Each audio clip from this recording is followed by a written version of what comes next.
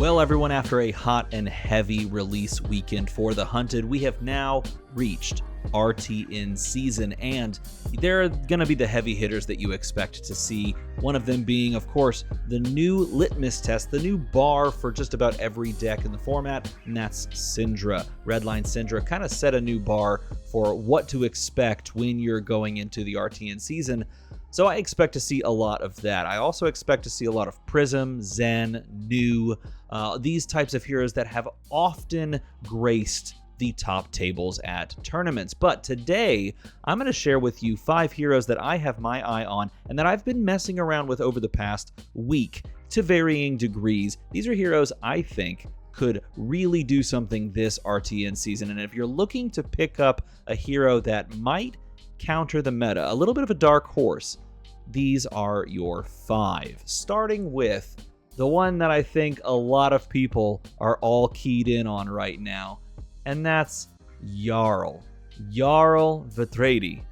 Why? Well, because we're approaching, and I guess we're there already. We are deeply in at this point.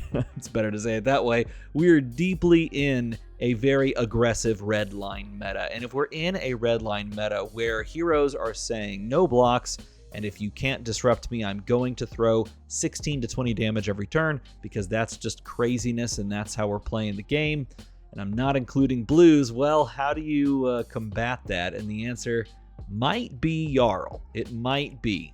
Particularly because he can create frostbites, but also because he has the capacity to play Guardian attack actions that have some really nasty on-hits to the aggressive heroes in the meta, specifically to Syndra. I think there's a lot of people right now that are trying to answer the question of how do you deal with Syndra, a hero that is essentially 5 intellect.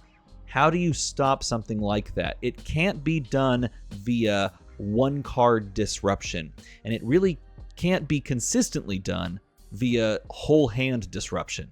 And so how do you get enough incremental slowing down of that Syndra deck? And the answer might be forcing them to pay for more things. And so Yarl comes in there. He has the capacity to create frostbites. He has the ability to force the loss of go again. And of course, he can come over with crush effects that make you not able to play cards that cost 0, alongside of some other kind of benefits there. So he could be the answer to the question of how to deal with Syndra. And I have my eye on him. I put a deck together and I've messed around with it very briefly in Talishar, just because I was like, this is the first line of defense against the fires of Syndra.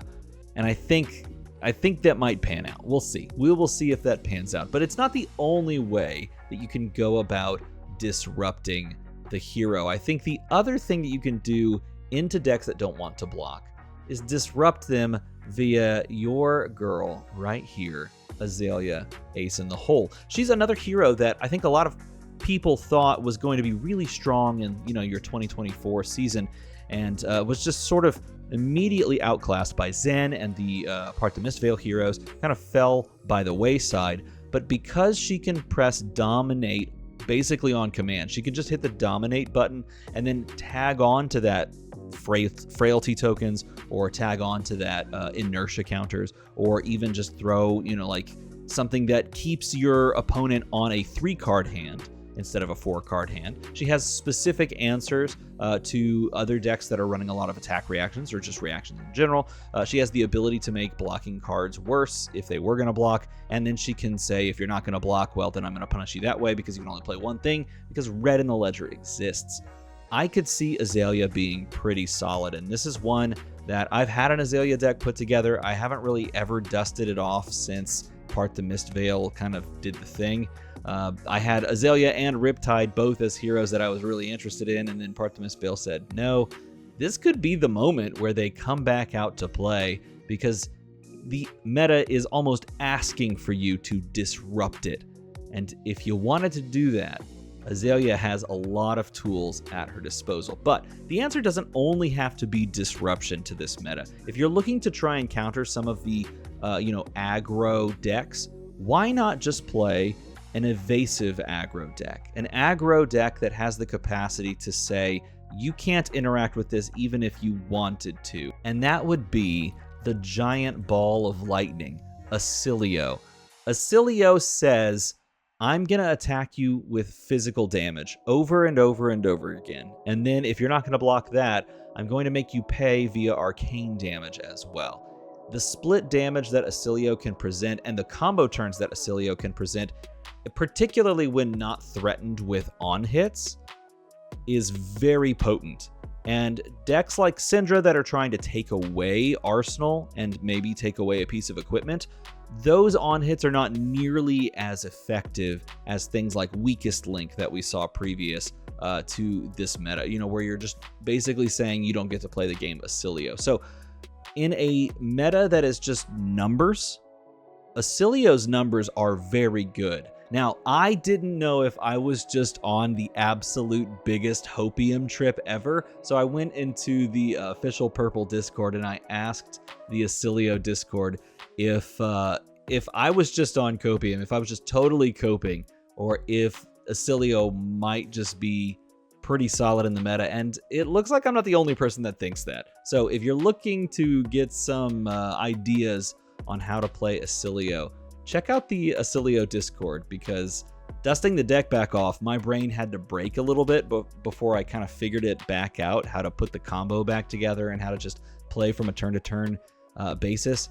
This is not one for the faint of heart, but I do think that in the current meta that we're in, Asilio definitely goes fast. And if you're looking to go as fast as some of these other heroes, he's one way to do it. He's not the only way to do it, because I think there's another answer as well, and that is Vynnset. Yes, a hero that I spoiled all the way back from Dusk Till Dawn. Vynnset, the Return of the Shadow Runeblade, has gotten so much better over the last few sets, not just because she's more consistent and a little bit less prone to hand disruption, but now she has access to the incredibly powerful card Cull, and that card does so much. She has disruption built into her attacks already.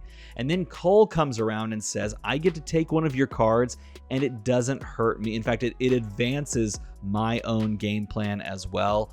She is primed. She's loaded for bear, and I think she's going to do quite well this season, particularly if the hero that I mentioned at the beginning of this video, if Prism becomes quite good, because of course, aggro Prism pulling out these angels from the deck, flipping Figments into angels and saying I have 4 ward on the board is very powerful, and then Vynnset just absolutely dumpsters it if the Prism player is not very well practiced in the matchup.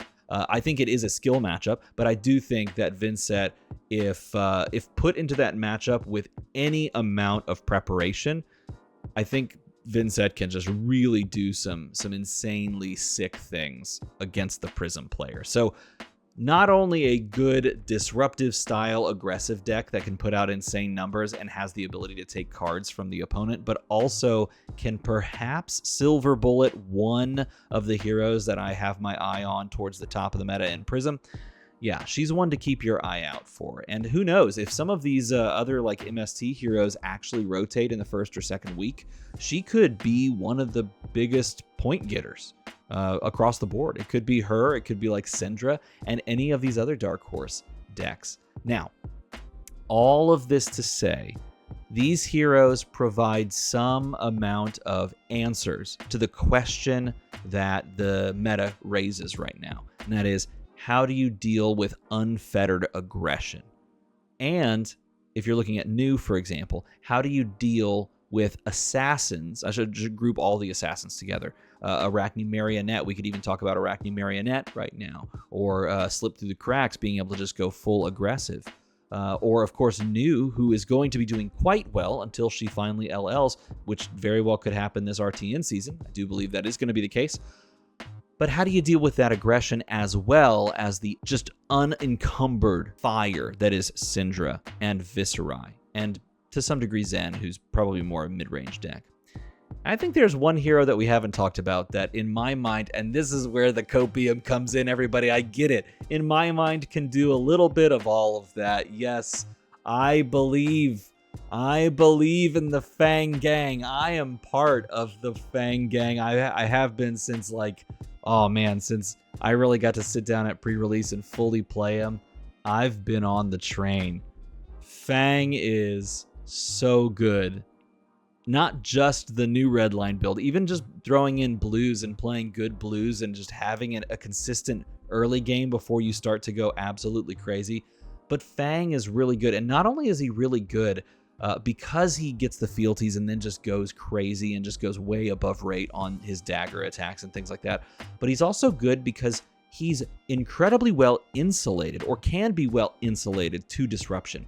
He has a lot of equipment block, so he can stop early game aggression to some degree. But he also has the ability to play, once he's gotten his fealties online, he can play into those aggressive assassin matchups where they're trying to hand disrupt you, like 1 to 2 cards at least, if not more, to rip your hand apart. He can just play a 2-card hand.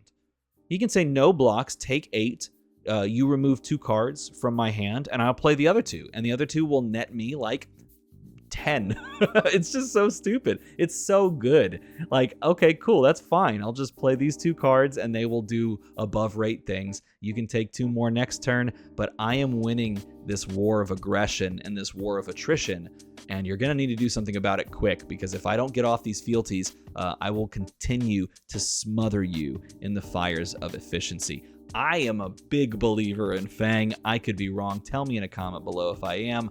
Maybe it's a little bit of me coping, but I mean, come on, Fang Gang, rise up, right? So these are the heroes that I have my eye on this RTN season. I'm probably going to play at least in one RTN, the one that's local here to me, maybe another one as well. Let me know what I should play in a comment below. What hero should I bring to an RTN season? Don't say Olympia. It's not going to happen. Also, I wish I could bring Kasai, but that's not going to happen either. And I don't know if I believe if Kano is actually real. But either way, let me know in a comment below which hero I should play. And of course, if you enjoy this type of content, and if I made your Friday even just a little bit better, make the number go to another number. Hit the like button as well. I mean, that's a pretty cool thing. If you hit the like button, it glows now. So check that out. As always, thanks for watching.